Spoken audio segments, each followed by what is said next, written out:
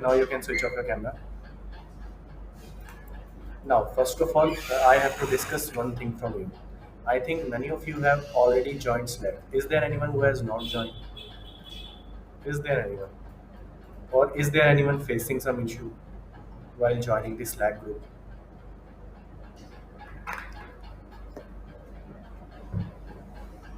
No one has no issue. किसी को कोई इश्यू नहीं है Slack ज्वाइन करने में.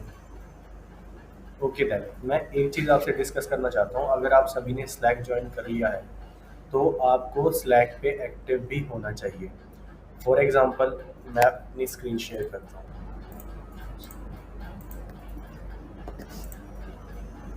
Is my screen is visible to all? Yes, sir. Okay. सबसे पहले तो आपने Slack पर आने के बाद जैसा कि मैंने आपको कहा था यहाँ पर आपको एक चैनल मिलेगा oops जून 2022 के नेम से. आप सभी ने ये पूरा चैनल ज्वाइन करना है और इसमें आपको अपडेट मैं दे देता हूँ. जो भी आपके नोट्स होंगे वो मैं इसी Slack चैनल पे आप सबके साथ शेयर करूँगा. और या वन मोर थिंग, अगर आपके कोई भी डाउट्स आते हैं, फॉर एग्जांपल यहाँ पे दिया सिसोदिया ने एक डाउट यहाँ पे मेरे से पूछा है, तो आप सभी ने एक दूसरे की हेल्प करनी है डाउट क्लियर करने में. आपने Slack पर एक्टिव रहना है. आप एक दूसरे के डाउट क्लियर करोगे, आप खुद सीखोगे उससे. फॉर एग्जांपल के लिए यहाँ पर इनका डाउट है, sir can you please tell which path is to be added in the environment variable setting and how. मैं यहाँ पर डाउट क्लियर कर देता हूँ. तो जब आप VS कोड को इंस्टॉल करोगे सबसे पहले यहाँ पर आप एक्सटेंशंस में आओगे. यहाँ पर आपको C++ का मिलेगा. यहाँ पर आप जाओगे लिंक पर, इन्होंने सारा कुछ यहाँ पर बता रखा है. यहाँ पर एक और लिंक है, एक जो आपका कंपाइलर इंस्टॉल करने वाला है. यहाँ पर इन्होंने जो पाथ है आपका जो आपने ऐड करना है, जस्ट आपने ये कॉपी करना है एनवायरनमेंट वेरिएबल में. एनवायरनमेंट वेरिएबल में आप जाओगे, environment variable properties system properties में यहाँ पर आपको एनवायरनमेंट वेरिएबल्स मिल जाएगा. यहाँ पर आप एडिट का ऑप्शन पे या फिर न्यू के ऑप्शन पे क्लिक करके वहाँ पे पाथ जो है अपना ऐड कर सकते हो. एनवायरनमेंट वेरिएबल्स में जाके पाथ पे जाओगे, एडिट करोगे, यहाँ पर न्यू करोगे क्रिएट. यहाँ पर जस्ट इस पाथ को आपने जो हमने करा था कॉपी यहाँ से जस्ट आपने उसको पेस्ट कर देना है. Just this path. मैं आपसे ये पाथ Slack पे भी शेयर कर देता हूँ.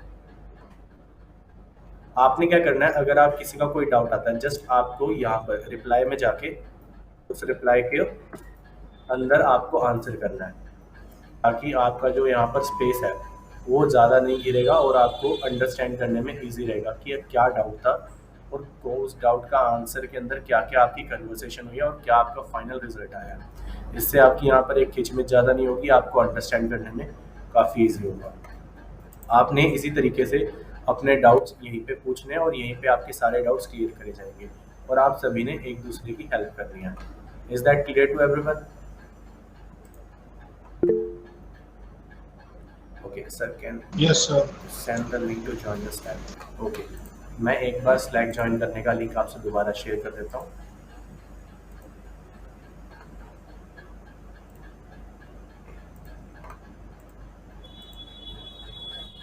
लिंक पे क्लिक करके आप कोड यूनिवर्सिटी का Slack चैनल जो है ज्वाइन कर सकते हो. ओके, सो हम अपने सेशन को स्टार्ट करते हैं. सबसे पहले जो हमने डे 2 में करा था उसको थोड़ा सा रिवाइज कर लेते हैं. हमने चैप्टर 2 में इंस्ट्रक्शंस करे थे. इंस्ट्रक्शंस में हमने देखा था हमारे पास 3 टाइप के हैं, डिक्लेरेशन, अर्थमेटिक, कंट्रोल. हमने अर्थमेटिक इंस्ट्रक्शन करे जिसमें हमारे अर्थमेटिक ऑपरेटर्स का यूज़ होता है. फॉर एग्जांपल के लिए multiplication, division, modulus operator. Then हमने करा था टाइप कन्वर्जन, कैसे टाइप के अंदर कन्वर्जन होती है float to int. After that BODMAS property, हमारी C लैंग्वेज के अंदर रूल फॉलो नहीं होता है, ये भी हमने करा. कैसे उनका ऑपरेटर एसोसिएटिविटी होती है, हमने वो सब डिस्कस करा था. After that we moved on control instructions. उसके बाद हमारा चैप्टर 3 शुरू होता है कंडीशनल इंस्ट्रक्शन से. First of all conditional instructions हमने जस्ट एक डेफिनेशन ली थी जिसमें हमारे होते हैं जिसमें हमारे कंडीशनल ऑपरेटर्स यूज होते हैं। फॉर एग्जांपल के लिए इफ़, एल्स, फॉर, इस टाइप के जो हमारे जिसमें हमारी कंडीशंस लगती हैं वो सब यूज़ होते हैं। उसके बाद हम इसको कंटिन्यू करते हैं। Okay, so now we have first of all decision making instruction in C, जिसमें आती है हमारे पास if else statement and switch statement. If else statement का जो यहाँ सिंटैक्स है आप देख सकते हो, सबसे पहले हम इफ, उसके बाद ब्रैकेट में जो भी हमारी कंडीशन होती है हमने वो पुट करना है। आफ्टर दैट कर्ली ब्रेसेस, उसके अंदर जो हमारी स्टेटमेंट होगी जो हमने एग्जीक्यूट करनी है। After that, curly braces closed. Then we write else keyword, curly braces open, and else की जो हमारी स्टेटमेंट होगी, अगर हमारा कंडीशन फॉल्स होती है तो वो स्टेटमेंट जो हमने रिटर्न करानी है वो हम एल्स में प्रिंट करा देते हैं। कोड का एग्जांपल आप देख सकते हो।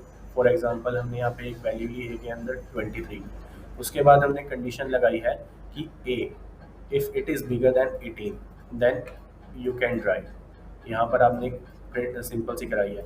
इसमें एक चीज़ नोट करने वाली है, एल्स का जो ब्लॉक है वो मैंडेटरी नहीं है, नेसेसरी नहीं है। आप चाहो तो उसको कोड के अंदर इम्प्लीमेंट कर सकते हो, otherwise it is not necessary. Then we have some operators in C language. We have different types of operators. हम यहाँ पे कुछ डिस्कस कर लेते हैं। सबसे पहले तो आता है हमारा रिलेशनल ऑपरेटर। नाउ हमें नेम से ही क्लियर है कि ये जो ऑपरेटर्स होंगे ये एक दूसरे एंटिटीज़ के बीच में रिलेशन बनाने का काम करेंगे। For example double equal to, greater than equal to, जो हमारा रिलेट करता है एक दूसरे से, कंपेयर करता है। These are relational operators.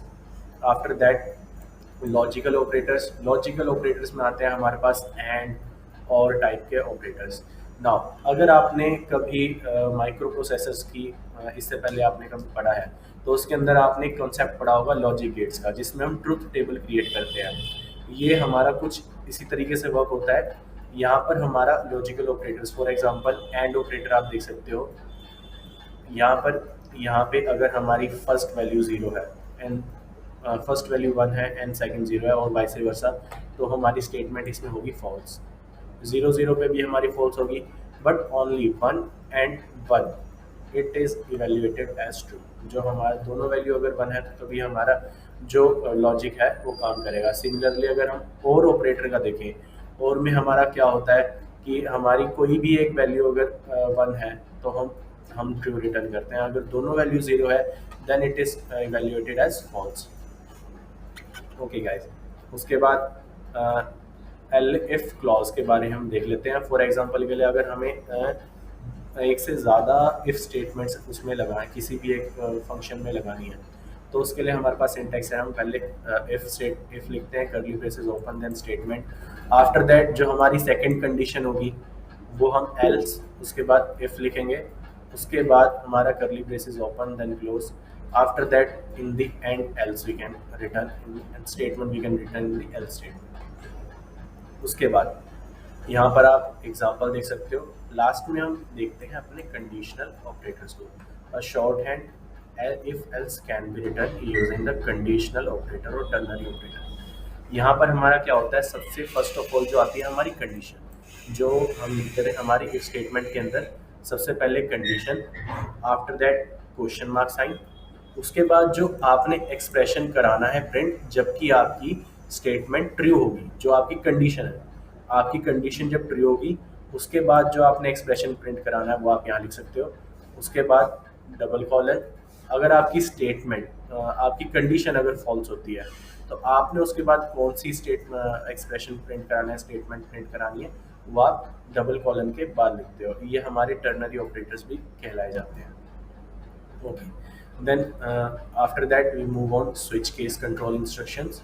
Switch case में क्या होता है, for example switch cases are used when we have to make a choice between number of alternatives for a given variable. हमारे पास कोई भी एक वेरिएबल है और हमें उसके मुताबिक उसके ऊपर चूज करना है कोई भी एक। इसका सिंटैक्स है हमारे पास स्विच। आफ्टर दैट उसके अंदर हम लिखते हैं कोई भी एक इंटीजर पास करते हैं, कोई भी एक एक्सप्रेशन। उसके बाद इसके अंदर हमारे बनते हैं केसेस। केसेस में फॉर एग्जांपल केस C1, उसके अंदर आप अपना कोड लिखोगे, उसके मतलब क्या आपने करना है। C2 केस बनाओगे, उसके अंदर कोड C3, एंड डिफ़ॉल्ट एक केस आपके अंदर बनता है इसके अंदर, उसमें आप जो भी मान लिया डिफ़ॉल्ट आपका होता है तो उसके अंदर आपका जो कोड है वो लिखा जाएगा। Now C1 C2 C3 are constants and code कोई भी आपकी जो इंस्ट्रक्शन है, कोई भी एक वैलिड सी कोड आप इसके अंदर लिख सकते हो। After that, the value of integer expression is matched against C1, C2 and C3। जो भी आप इसके अंदर एक इंटीजर एक्सप्रेशन पास करोगे वो वैल्यू आपकी C1, C2, C3 से मैच करनी चाहिए। फॉर एग्जांपल के लिए अगर आपको कोई एग्जांपल कंटेन करना है, आप इसके अंदर 1 पास करवा रहे हो, तो आपकी यहाँ पर 1 हो सकता है, C1 की जगह 1, C2 की जगह 2 हो सकता है, C3 की जगह 3 हो सकता है। तो आप अपना जो ऑल्टरनेटिव आपने प्रिंट करवाना है या फिर कोई भी एक स्टेटमेंट को वर्क करवाना है, उसके लिए आप स्विच केस कंट्रोल इंस्ट्रक्शंस को यूज़ कर सकते हो। उसके बाद there are some important notes you can read after some time. Now we move on the next chapter, our day 3 part. Okay, उसके बाद आते हैं हमारे loop control instructions. Now first of all, while loops. Sometimes we want our program to execute few sets of instructions over and over again. For example आपको कोई भी एक number print करवाना है 1 to 100 तक, तो आपको उसके लिए बार बार तो अपनी प्रिंट स्टेटमेंट लिखोगे नहीं। Print 1, print 2, print F3, print F4, 4 ऐसे करके आप 100 तक तो उसे लिखोगे नहीं। तो उसके बाद हमारे पास यहाँ पर लूप का कंसेप्ट है।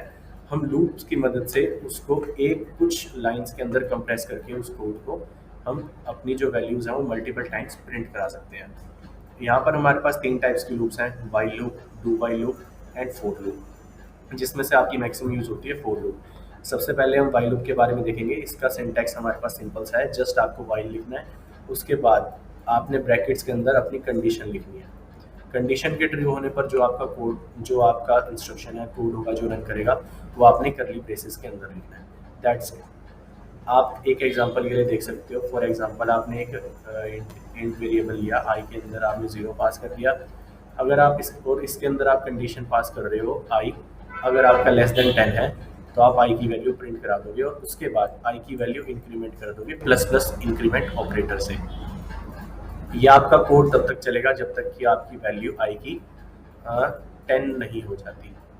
9 है, 9 इज लेस देन 10, 9 तक आपका ये वर्क करेगा, 9 पर इट प्रिंट करेगा। उसके बाद जैसी वैल्यू आप इंक्रीमेंट करोगे 10, तो ये आपकी स्टेटमेंट फॉल्स हो जाएगी, आप लूप से बाहर आ जाओगे। ओके, नाउ हमने देखा यहाँ पर 2 टाइप्स के हमारे पास ऑपरेटर्स होते हैं, इंक्रीमेंट एंड डिक्रीमेंट। आई के बाद प्लस प्लस यूज़ करते हो तो then plus plus is a increment operator. ये आपकी क्या करता है, जो भी आपकी आई की वैल्यू होगी उसमें 1 से इंक्रीज कर देगा, आपका +1 कर देगा। माइनस माइनस क्या करेगा, आपका एक वैल्यू डिक्रीज कर देगा। फॉर एग्जांपल अगर आपकी आई की वैल्यू 1 है तो 0 कर देगा। नाउ इसके बाद भी हमारे पास कुछ डिफरेंसेस होते हैं। ऑपरेटर आपने आई से पहले लगाना है और आई के बाद लगाना है, ये दोनों अलग अलग तरीके से वर्क करता है। Excuse me, sir.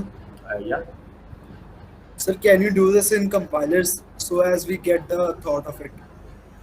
Compilers no, Yes, sir. Actually आप देखो मैं आपको बताता हूँ। जो हमारा सी का बेसिक्स है वो आप कोड के थ्रू नहीं करोगे, आपने जस्ट बेसिक्स आपको क्लियर करा रहा हूँ। आप जो मैक्सिमम कोड करोगे कंपाइलर के थ्रू, कोड के थ्रू आप C++ के अंदर करोगे। आप जस्ट एक ओवरव्यू ले लो अभी C++ का, सॉरी सी बेसिक्स का, प्रोग्रामिंग फंडामेंटल्स का। Now we move after that we proper move on C++ part. C++ में हम यही सारी स्टेटमेंट्स प्रॉपर करेंगे with code. Okay, is that Okay, sir. Clear? Now Yes, sir. आपने just एक overview लेना है और इन नोट्स को आपने रीड कर लेना है ताकि आपको एक आइडिया हो जाए कि एक प्रोग्रामिंग लैंग्वेज में कोड हम कैसे करते हैं, क्या होता है। Assumption मिल जाए, yes, sir. Exactly. Now let's continue जहाँ पे हमने छोड़ा था। हाँ, हम कह रहे थे कि अगर हम इंक्रीमेंट और डिक्रीमेंट ऑपरेटर, इसका भी रोल होता है अगर हम पहले लगाते हैं या बाद में लगाते हैं। फॉर एग्जांपल के लिए आप देख सकते हो यहाँ पर हमने माइनस माइनस आई, हम इसको प्रिंट करा रहे हैं। ये क्या करेगा, सबसे पहले आई की वैल्यू डिक्रीमेंट करेगा, उसके बाद आई की वैल्यू प्रिंट करेगा। बट अगर हम माइनस माइनस ऑपरेटर बाद में लगाते हैं, डिक्रीमेंट ऑपरेटर, देन इस केस में क्या करेगा, फर्स्ट ऑफ ऑल ही आई की वैल्यू प्रिंट कर देगा, उसके बाद उसकी वैल्यू डिक्रीमेंट करेगा। फॉर एग्जांपल के लिए अगर हम आई की वैल्यू 2 लें तो इस केस में हमारी जो वैल्यू प्रिंट होगी वो होगी 1, बट इस केस में हमारी 2 ही वैल्यू प्रिंट होगी। Now there are some facts, आपका ट्रिपल प्लस ऑपरेटर ऐसा कोई एग्जिस्ट नहीं करता है। और यहाँ पर आपके कुछ कंपाउंड असाइनमेंट ऑपरेटर्स होते हैं। फॉर एग्जांपल आप plus equal to, star equal to, इस तरह के ऑपरेटर्स आप यूज़ कर सकते हो। After that we have do while loop. Do while loop is similar to while loop, बस इसमें आपका क्या होता है, आप सबसे पहले डू लिखते हो, उसके बाद करली ब्रेसेस में अपनी इंस्ट्रक्शन, लास्ट में आप अपनी कंडीशन को मेंशन करते हो। Now we move on to for loop, जो हम मैक्सिमम यूज़ करते हैं। फॉर लूप में आप यहाँ पे सिंटैक्स देख सकते हो, हम फोर कीवर्ड लिखते हैं, उसके बाद हमारा एक इनिशियलाइज होता है, देन आफ्टर टेस्ट, और उसके बाद आपकी वैल्यू आती है इंक्रीमेंट या डिक्रीमेंट की। हम इसको एग्जांपल के थ्रू ज़्यादा अच्छे से समझेंगे। हमने पहले फोर यूज़ करा, आफ्टर दैट हमने एक वैल्यू ले ली आई इक्वल टू 0, उसके बाद हमने एक कंडीशन पास कर दी, आई की वैल्यू अगर 3 है तो उसके बाद आप आई की वैल्यू अगर लेस देन 3 है तो अंदर का आपका कोड चलेगा, और लास्ट में आपकी जो आई की वैल्यू है वो ऑटोमेटिकली इंक्रीमेंट हो जाएगी। इसमें है अगर आपकी आई की वैल्यू 3 है, देन आई की वैल्यू इफ लेस देन 3 है तो अंदर आपका जस्ट आपने यहाँ पे आई की वैल्यू प्रिंट करा दी, that's it in this code. तो यहाँ पर आपका क्या होगा, फर्स्ट ऑफ ऑल आपकी वैल्यू 0 होगी, 1 होगी, 2 होगी। आपकी जैसी वैल्यू 3 हुई होगी तो यहाँ पे आपकी ये कंडीशन फॉल्स हो जाएगी, आप लूप से बाहर आ जाओगे। यहाँ पर आप देख भी सकते हो आउटपुट आपकी 0, 1, 2 वैल्यू प्रिंट हो जाएगी। सेम केस है डिक्रीमेंट ऑपरेटर से, जस्ट आपने वहाँ पर इंक्रीमेंट ऑपरेटर की जगह डिक्रीमेंट ऑपरेटर यूज़ कर लेना है, आपका सेम इसी तरीके से वर्क करेगा। आपकी वैल्यू 5 से लेस देन होती जाएगी। Now this is all about हमारी जो है स्टेटमेंट्स, जो है हमारी conditional statements. Now we move on to next chapter, our chapter 5, that is functions and recursion. Now this is an important concept in C language, functions और recursion का definition देख लेते हैं। Sometimes our programs gets bigger in size and it's not possible for a programmer to track which piece of code is doing what. ये just हमारा simple ये कहना चाहता है कि कई बार हमारा कोड जो होता है वो काफ़ी ज़्यादा बड़ा हो जाता है, कितनी लाइंस हमें लिखनी पड़ जाती हैं, तो उसमें एक प्रोग्रामर कभी भी कंफ्यूज हो सकता है कि उसने जस्ट फॉर एग्जांपल के लिए लाइन 100 में उसने क्या वैल्यू चेंज करी थी और उसको 200 लाइन में उस वैल्यू को दोबारा लेना है, तो वो उसको कैसे ले, तो ये बहुत ज़्यादा कन्फ्यूजन्स क्रिएट करता है। तो वहाँ पर हम क्या करते हैं, अपने पीसेस ऑफ कोड को एक फंक्शंस के अंदर एम्बेड कर देते हैं, उसको कंप्रेस कर देते हैं, एक वैल्यू के अंदर प्रोवाइड कर देते हैं। Now what is a function? A function is a block of code which performs a particular task. एक पर्टिकुलर टास्क के लिए एक ब्लॉक ऑफ कोड जो है वो हम उसको फंक्शन कह सकते हैं। A function can be reuse by the programmer in a given program any number of time. कोई भी एक फंक्शन है उसको आप एक ही प्रोग्राम के अंदर बार बार भी कर सकते हो use. Now there are some definitions. Function prototype, यहाँ पर एक कोड का एग्जांपल दिया गया है, आप यहाँ पर फंक्शन को प्रोटोटाइप करा देते हो। फॉर एग्जांपल के लिए void is just a keyword and display और आपकी ब्रैकेट्स ओपन एंड क्लोज, ये आपका फंक्शन को आपने यहाँ पर कर दिया।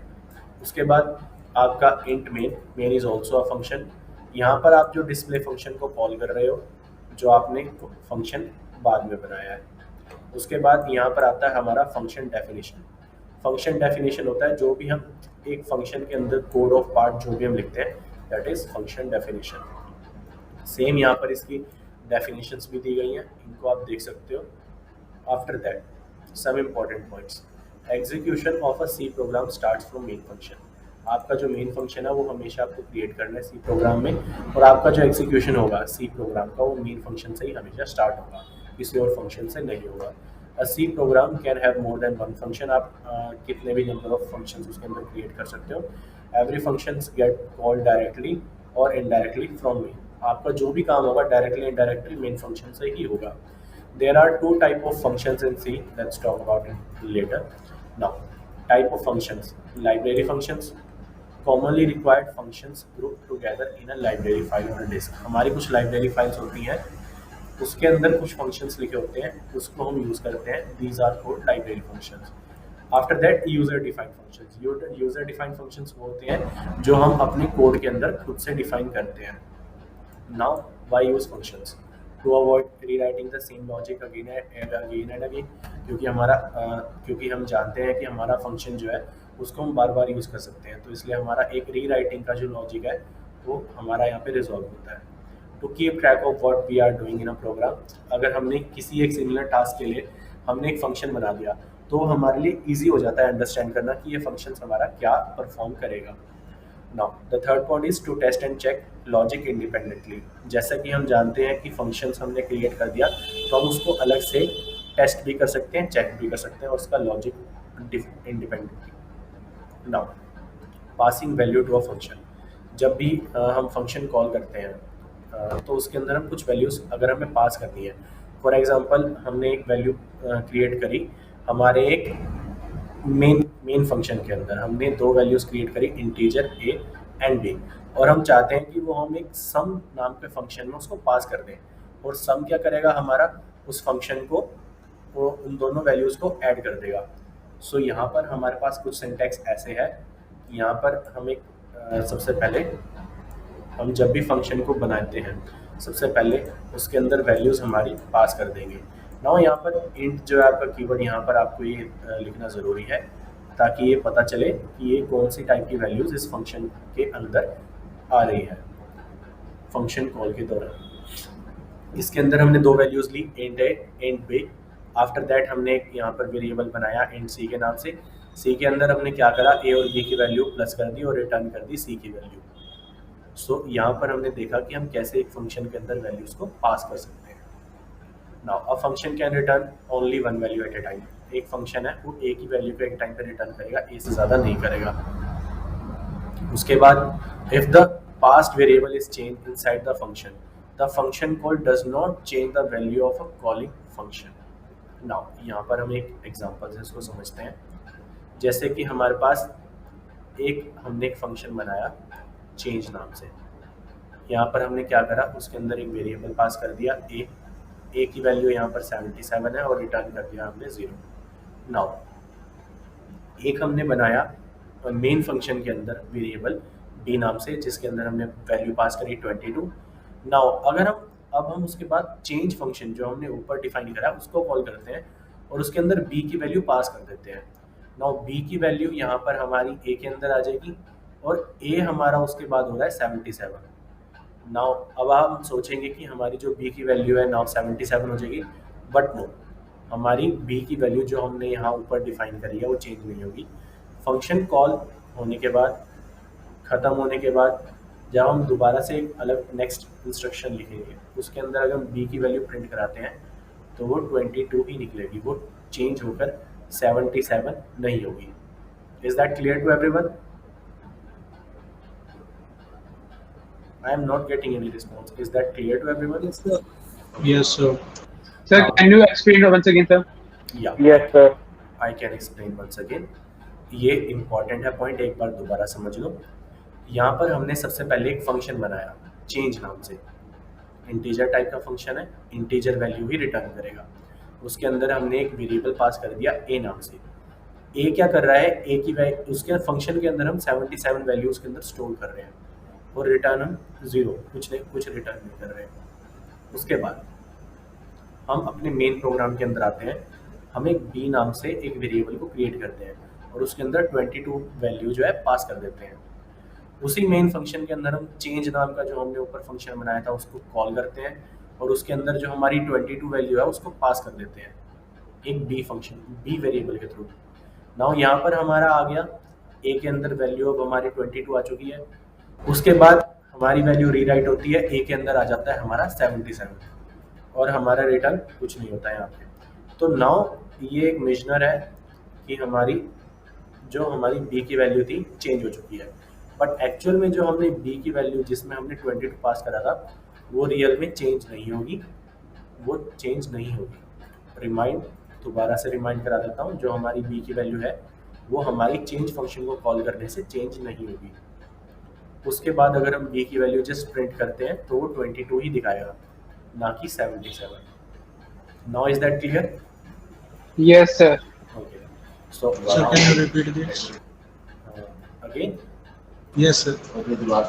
एक काम करूँगा, मैं ये वीडियो की रिकॉर्डिंग आपको प्रोवाइड कर दूंगा, आप प्लीज़ उसमें जाके चेक कर लेना, because we have to finish this session as early as possible. Now Okay, sir.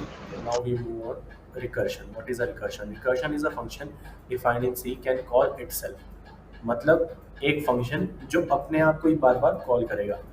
Now इसको भी हम एक एग्जांपल के थ्रू समझते हैं। हमारा फैक्टोरियल हमने मैथमेटिक्स में करा है। हमारा फैक्टोरियल क्या होता है, जिस चीज़ का भी हमें फैक्टोरियल निकालना होता है हम उसको उसके लोअर नंबर से मल्टीप्लाई करते रहते हैं। फॉर एग्जांपल हमें 5 का फैक्टोरियल निकालना है, तो उसकी वैल्यू होगी 5 into 4 into 3 into 2 into 1। So now अगर हम इसको इम्प्लीमेंट करना चाहते हैं तो किस तरह करेंगे हमारे सी प्रोग्राम के अंदर with the benefit of recursion. हम सबसे पहले एक फैक्टोरियल नाम का फंक्शन बनाते हैं, इंटीजर टाइप का फंक्शन है। उसके अंदर हम एक वेरिएबल पास कर देते हैं, एक्स नाम से हमने वेरिएबल बनाया। नाउ एक और वेरिएबल क्रिएट करते हैं एफ नाम से। उसके बाद हम एक कंडीशन लगाते हैं, एक्स की वैल्यू 0 है या फिर एक्स की वैल्यू 1 है, तो वो रिटर्न कर देगा 1।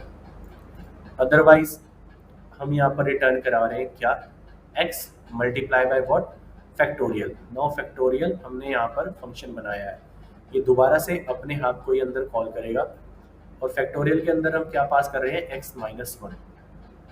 नाउ ये वर्क किस तरह से करेगा, आप एज्यूम करके चलो कि हमारे पास x की वैल्यू 3 है।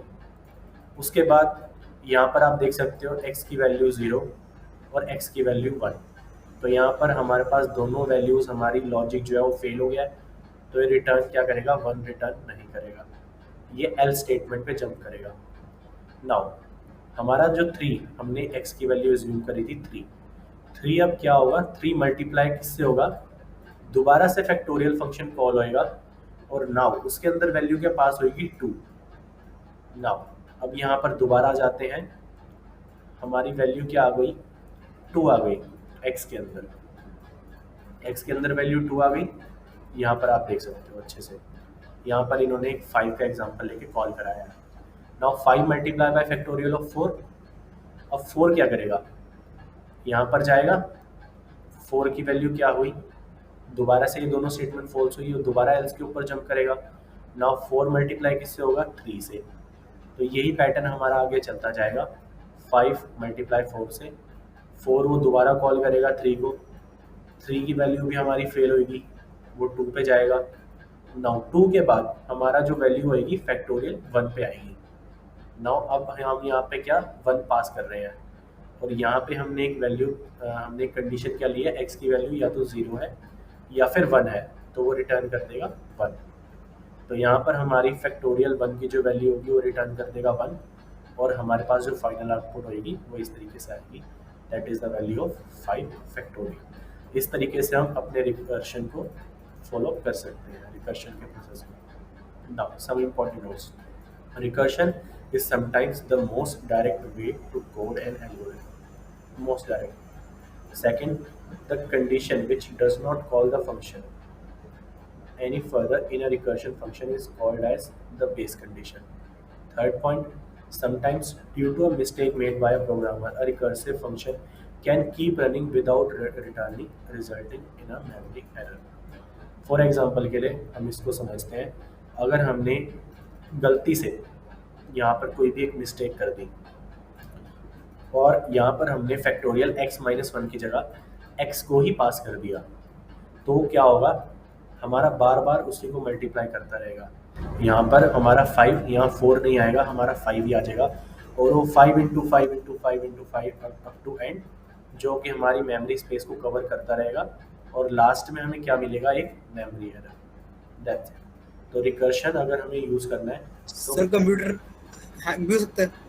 नहीं, कंप्यूटर हैंग नहीं होगा आपका, आपके पास मेमोरी एरर आएगा कि आपकी जो मेमोरी थी रैम के अंदर वो फुल हो चुकी है और आपका ये प्रोग्राम उसके बाद फर्दर एग्जीक्यूट नहीं हो सकता। That's it. Now we move further, chapter 6, that is pointers. Now we have two things, arrays and pointers। Let's discuss pointers first। Now what is a pointer? Pointer is a variable which stores the address of another variable। Now यहाँ पर हमारे दो concept आते हैं। सबसे पहले एक variable जब हम बनाते हैं तो उसके अंदर हम वैल्यू पास करते हैं और उस वेरिएबल का हमारे पास एक एड्रेस भी होता है, जो हमारी जो यूनिट्स हमारे सीपीयू के अंदर यूज़ होती हैं, जो हमारी रैम होती है, उसके अंदर जो हम एड्रेस प्रोवाइड करते हैं उस वेरिएबल की वैल्यूज़ को स्टोर करने के लिए। तो हमारे पास एक वेरिएबल के पास क्या हो गया, उसकी वैल्यू और उसका एड्रेस। ओके। नाउ इस एग्जांपल में आप देख सकते हो यहाँ पर हमने दो वेरिएबल बनाए हैं, आई एंड एफ। इसके अंदर क्या है, now F is a pointer. F का जो हमने वेरिएबल बनाया है that is a pointer. Pointer क्या करता है, पॉइंटर जो है किसी और वेरिएबल के एड्रेस को कंटेन करता है। फॉर एग्जांपल यहाँ पर एक आई नाम का वेरिएबल है 72 और इसका एड्रेस है 87994। और उसके बाद हमने एक वेरिएबल पॉइंटर वेरिएबल बनाया, उसके अंदर क्या कर दिया, हमने आई का एड्रेस डाल दिया। Now what is the address of I, 87994।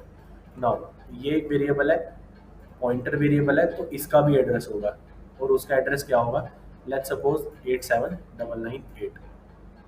Now अब यहाँ पर कुछ हम देख लेते हैं। F is a pointer first of all, जो एड्रेस कंटेन कर रहा है आई का, और एफ पॉइंट्स टू आई, मतलब एफ जो है वो डायरेक्ट किसको करेगा, पॉइंट किसको करेगा, आई को। उसके बाद यहाँ पर आता है हमारे पास एक एड्रेस ऑफ ऑपरेटर जो हम एंड के नाम से यूज़ करते हैं। आपने देखा भी होगा जब भी हम एक स्कैनफ जब भी हम यूज़ करते हैं तो उसके अंदर जब हमें इनपुट करानी होती है कोई भी वैल्यू तो हम उसके एड्रेस ऑपरेटर को कॉल करते हैं। Now the address of operator is used to obtain the address of a given variable.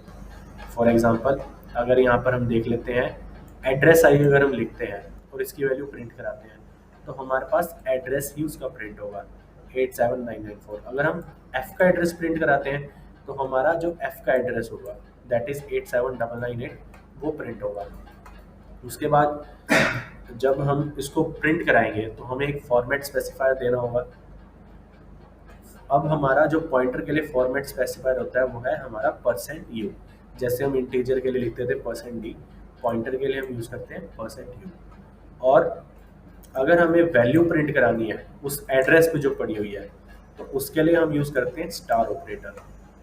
इसको आप ऐसा भी समझ सकते हो कि यहाँ पर हमारा एंड और स्टार ऑपरेटर एक दूसरे को कैंसिल कर रहे हैं, आप ऐसा एज्यूम कर सकते हो यहाँ पर। तो यहाँ पर क्या होगा, यहाँ पर हम अच्छे से समझते हैं। सबसे पहले तो यहाँ पर आएगा हमारा एड्रेस आई का एड्रेस, और उस एड्रेस पे क्या वैल्यू पड़ी है वो हमारा स्टार प्रिंट कराएगा। नाउ आई का एड्रेस 87994 और 87994 के ऊपर वैल्यू का पड़ी है 72, तो ये हमारा यहाँ पर 72 प्रिंट करा देगा। Similar with the case of F. After that how to declare a pointer. Pointer को हम डिक्लेयर कैसे करते हैं, हम उसके लिए यूज़ करते हैं इंट जो हमारा स्पेसिफायर होगा, उसके बाद स्टार, आफ्टर दैट हम उसकी वैल्यू डाल देंगे कोई भी जो हमने वेरिएबल बनाना है पॉइंटर वेरिएबल। और एफ के अंदर किसी का भी हम एड्रेस स्टोर कर सकते हैं। एंड का सिंबल लगा के एंड क्या करता है, हमारा एड्रेस पास करता है। एड्रेस किसका, फॉर एग्जांपल यहाँ पर हमने आई का स्टोर करा दिया। सिमिलरली यहाँ पर आप देख सकते हो different type of pointers, pointer to integer, character and float value. उसके बाद यहाँ पर हमारा एक जस्ट एक सिंपल सा प्रोग्राम है, इसको आप अपने आप से रन करके भी देख सकते हो। इसकी वैल्यूज़ इस तरीके से हमारे पास आउटपुट आएंगी ताकि आपको ये कंफर्म हो जाएगा कि एक पॉइंटर का कॉन्सेप्ट कैसे इसके अंदर रन होता है। नाउ उसके बाद हमारा एक कॉन्सेप्ट आता है पॉइंटर टू पॉइंटर। इसको हम एक इस डायग्राम से ज़्यादा अच्छे से समझेंगे। लेट्स सपोज हमने क्या करा, हमने एक वेरिएबल बनाया आई के नाम से, उसके अंदर 72 वैल्यू है और उसका एड्रेस है क्या, 87994। नाउ उसके बाद हम एक पॉइंटर वेरिएबल बनाते हैं और उसके अंदर आई का जो है एड्रेस स्टोर कर देते हैं। नाउ इसके अंदर एड्रेस किसका आ गया, आई का, दैट इज 87994, और इसका हमारे पास एक खुद एड्रेस होगा। उसके बाद हम एक और पॉइंटर वेरिएबल बनाते हैं के नाम से और उसके अंदर क्या करते हैं, हम जे का जो एड्रेस है वो स्टोर करा देते हैं। Now this is a case of pointer to a pointer. Now के किसको पॉइंट करेगा, जे को, और जे किसको पॉइंट करेगा, आई को। अगर हमें के को यहाँ पर डिफाइन करना है तो वो किस तरीके से होगा, इन उसके बाद स्टार स्टार के, आफ्टर दैट के अंदर हम क्या, जो जे का एड्रेस है वो पुट कर देंगे, that is 87998 as you can see it here. Declaration यहाँ पर हमने देख सकते हैं, अगर हमें सिंपल वेरिएबल के लिए इंट, पॉइंटर के लिए इंट स्टार, अगर हमें पॉइंटर टू पॉइंटर के लिए करना है then int star star. Is that clear to everyone? Yes, sir. Okay. After that we move on further. Different types of function call, जैसा कि हमने करा था कि हमारे पास फंक्शन कॉल का एक कॉन्सेप्ट होता है जिसके अंदर हम वैल्यूज़ पास करते हैं। नाउ उसके कुछ टाइप्स हैं हमारे पास। जब हम वैल्यू पास करते हैं, फॉर एग्जांपल हम कोई भी एक इंटीजर या फ्लोट वैल्यू पास करते हैं, तो वो हमारा क्या होता है, sending the value of arguments, और उसको हम कहते हैं कॉल बाय वैल्यू। ये कई बार क्वेश्चन हमारे एग्जाम में भी आता है, what is the difference between call by value and call by reference. तो यहाँ पर आप अपने डाउट्स क्लियर कर लो। जो होता है हमारा कॉल बाय वैल्यू, उसके अंदर हम क्या करते हैं, जो रियल आर्ग्यूमेंट्स होते हैं वो हम पास करते हैं। और कॉल बाय रेफरेंस का मतलब होता है हम उसका एड्रेस पास कर रहे हैं जो हमारे आर्ग्यूमेंट्स हैं। हम एक एग्जांपल के थ्रू यहाँ पे समझते हैं। फॉर एग्जांपल के लिए यहाँ पर एक फंक्शन है, उसके अंदर हम क्या कर रहे हैं, पॉइंटर वेरिएबल्स, हम एक एड्रेस कंटेन कर रहे हैं। किसका एड्रेस वेरिएबल, हमने यहाँ पर एक पॉइंटर वेरिएबल बनाया एक्स एंड वाई। उसके अंदर क्या है, हमने यहाँ पर हमारा एक स्वैप फंक्शन है, तो हम यहाँ पर क्या कर रहे हैं, एक टेम्परेरी नाम का वेरिएबल बनाते हैं। टेम्परेरी के अंदर हम एक्स की वैल्यू स्टोर कर देते हैं, देन वाई, देन उसको वापस से शफल कर देते हैं। तो यहाँ पर हमारा क्या होगा, ये वैल्यूज को स्वैप कर देगा। नाउ उसके बाद हमारा यहाँ पे मेन किस तरीके से कॉल होगा, मेन में क्या, ए बी। नाउ यहाँ पर ए की वैल्यू यहाँ पर 3 है और बी की वैल्यू 4 है। जब हम स्वैप को कॉल करेंगे तो यहाँ पर हमारी जो वैल्यूज़ हैं, ए की क्या हो जाएगी, 4 हो जाएगी, एंड बी की वैल्यू हो जाएगी 3, क्योंकि यहाँ पर हमारी वैल्यूज़ जो है वो चेंज हो चुकी हैं फंक्शन के अंदर। यहाँ पर हमने क्या करा, यहाँ पर हमने पॉइंटर वेरिएबल्स बनाए हैं और उसका एड्रेस कंटेन करा है वेरिएबल, और एड्रेस के साथ हमने यहाँ पर चेंज करा है। Is that clear to everyone? Yes, sir. Yes, sir. Yes sir. अब ये वाला फंक्शन जो है, तो स्वैप कैसे बनाते हैं, कोई लॉजिक लगाते हैं यहाँ पे? Simple logic. स्वैप कराने के लिए जस्ट हमने क्या, हमने एक वेरिएबल बनाना है। वेरिएबल के अंदर सबसे पहले एक्स की वैल्यू, हमारे पास टेम्परेरी वेरिएबल है, उसके अंदर एक्स की वैल्यू आ गई। देन एक्स की वैल्यू जो हमारी वाई की वैल्यू थी वो हमने एक्स के अंदर पुट कर दी, और वाई के अंदर जो हमारी टेम्परेरी वैल्यू मींस जो हमने एक्स कराया था, तो वाई के अंदर एक्स आ गया और एक्स के अंदर वाई आ गया। हमारा नंबर जो है स्वैप हो गया। नाउ मैंने आपको एक बात पहले बताई थी कि हम डायरेक्टली इस तरीके से स्वैप नहीं कर सकते। मतलब अगर हम यहाँ पर वेरिएबल्स बनाते हैं, like A is equal to 3, B equal to 4, तो उसके बाद हम कोई भी उसके अंदर चेंज कराते हैं तो हमारा डायरेक्टरी नहीं होगा। आपको याद होगा, मैंने अभी इसी लेक्चर में आपको पहले बताया था, दैट इज़ वाई हम यहाँ पर उसके एड्रेस के साथ खेल रहे हैं। एड्रेस हमने चेंज करा दिया, मीन्स जो हमारा ए का एड्रेस था वो हमने बी के एड्रेस के साथ इंटरचेंज करा दिया। हमने वैल्यूज चेंज नहीं कराई, हमने उसके एड्रेसेस चेंज करा दिए। दैट इज़ वाई अब ए जो है वो 4 को पॉइंट कर रहा है और बी जो है वो 3 को पॉइंट कर रहा है। इट इज़ माई रिकमेंडेशन कि आप इसको अपनी तरफ से ज़रूर ट्राई करना। Okay guys, now we move further our last chapter, that is chapter 7, it is array. Now array is collection of similar elements. Simple C definition है, जो हमारे सिमिलर एलिमेंट्स है, फॉर एग्जांपल इंटीजर वैल्यू है, float variable, float values, उसका जो एक हमारे पास कंटेनर है, दैट इज एन एरे। इसका सिंटैक्स क्या है डिक्लेरेशन का, फॉर एग्जांपल हम एक एरे बनाना चाहते हैं 90 वैल्यूज़ का इंटीजर टाइप की, तो हम कैसे लिखेंगे उसको, int space marks then braces open, उसके अंदर हम वैल्यू पास कर देंगे जो हमारा साइज होगा, that is 90। Here you can see here. उसके बाद हम उसके अंदर वैल्यूज़ को इनपुट कैसे कराएंगे, उसके लिए हमारे पास सिंटैक्स कुछ इस तरीके से है। यहाँ पर हमारा सब, और इसके अंदर आप देख लो कि हमारे पास काउंटिंग कुछ इस तरीके से आती है। हमारा जो काउंट होता है वो 0 से शुरू होता है। नाउ अगर हमने एक 90 साइज का एरे बनाया है तो उसके अंदर जो हमारी वैल्यूज़ होंगी, एड्रेसेस होंगे, वो हमारे 0 to 89 तक होंगे। नाउ 0 पे हमने 33 स्टोर करा दिया, 1 पे 12, ऐसे ऐसे करके आप स्टोर करा सकते हो। यहाँ पर आप देख भी सकते हो स्ट्रक्चर, यहाँ पे एरे का सिमिलर टाइप के एलिमेंट्स होंगे। फॉर एग्जांपल अगर आपने इंटीजर बनाया तो इंटीजर ही होगा, 0 पे 7 और लास्ट लोकेशन होगी आपकी 89, उसके अंदर आप कुछ भी इनपुट करा सकते हो।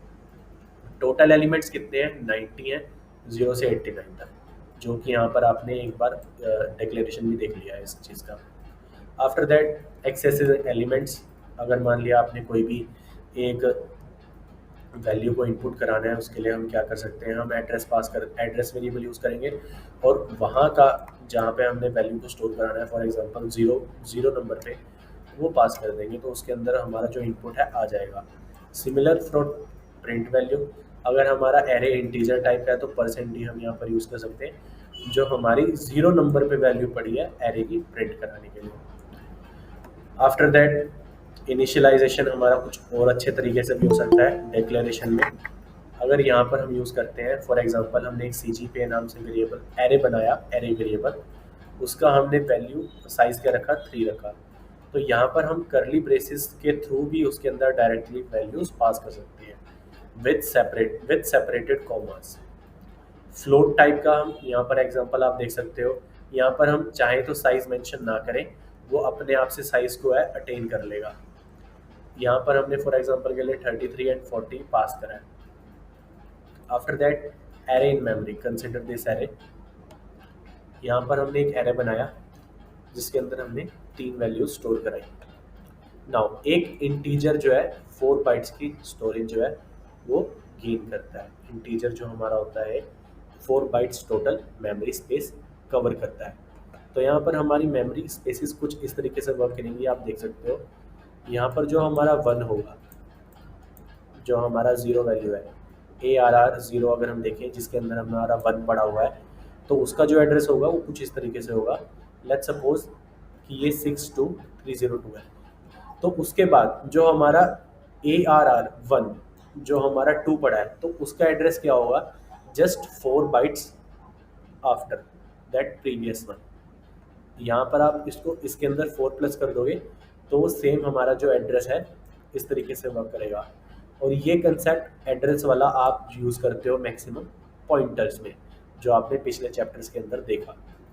नाउ ये एड्रेस वाला कॉन्सेप्ट एरेज के अंदर आपको क्लियर है सबको?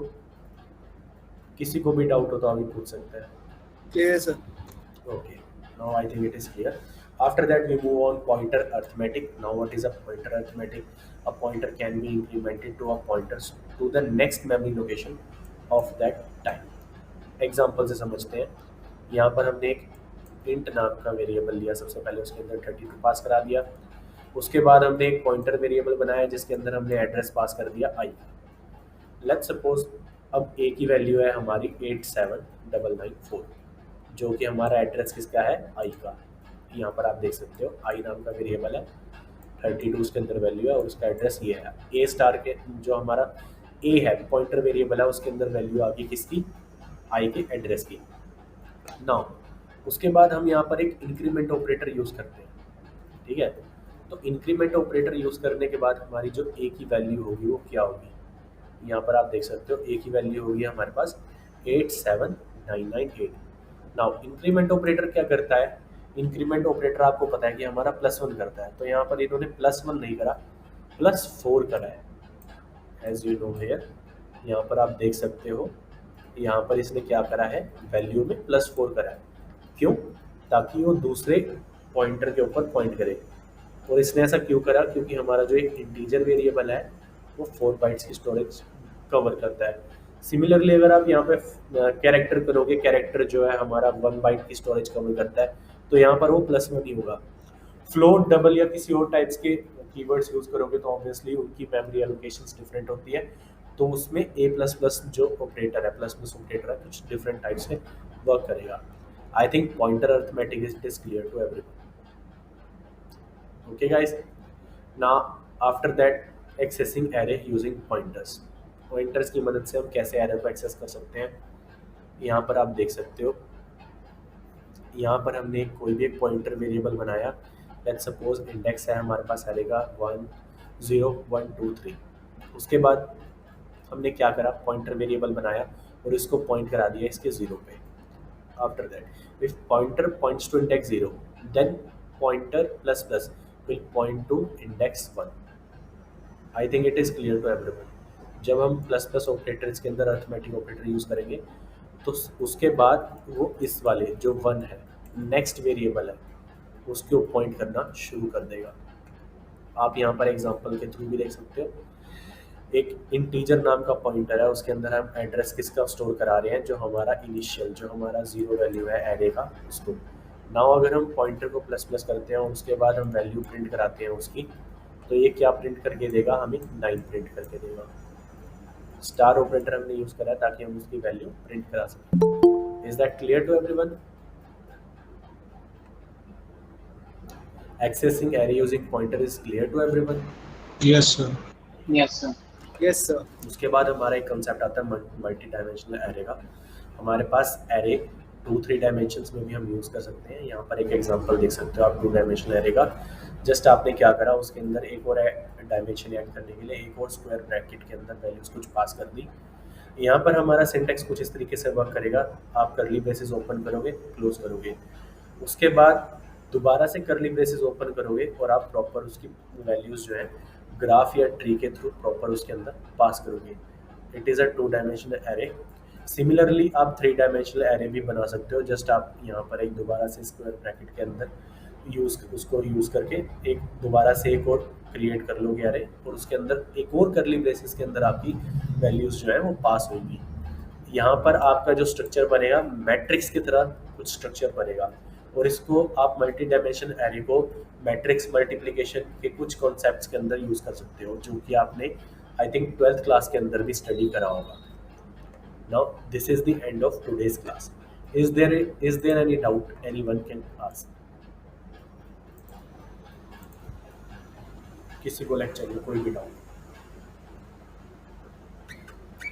All you have clear everything? It was awesome, sir.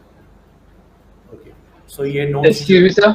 Yes yes please. Sir एक रिक्वेस्ट थी सर, सर आप ये जो क्लास आप डेली बेसिस पे रख सकते हो, क्योंकि सर हमारा सर अभी ऑफिस चल रहा है कॉलेज का भी। देखो, मैं डेली बेसिस पे इसलिए नहीं रखना चाहता क्योंकि जिस स्पीड से आप इस कोर्स को करोगे आपको प्रैक्टिस की ज़रूरत पड़ेगी, और डेली बेसिस पे आप प्रैक्टिस नहीं कर पाओगे। आपकी जो प्रैक्टिस है वो इम्पोर्टेंट है। नहीं सर, मैं कह रहा था डेली बेसिस मतलब एक 1 मंथ के लिए, इसी मंथ में हम रोज रख सकते हैं, क्योंकि इस मंथ हमें फ्री है कॉलेज से, अगले महीने हम ऑल्टरनेट रख लिया करेंगे। ऐसे कह रहा, ये कह रहा मैं आपको इसका क्लियर करता हूँ। जस्ट मेरे को एक मिनट दो।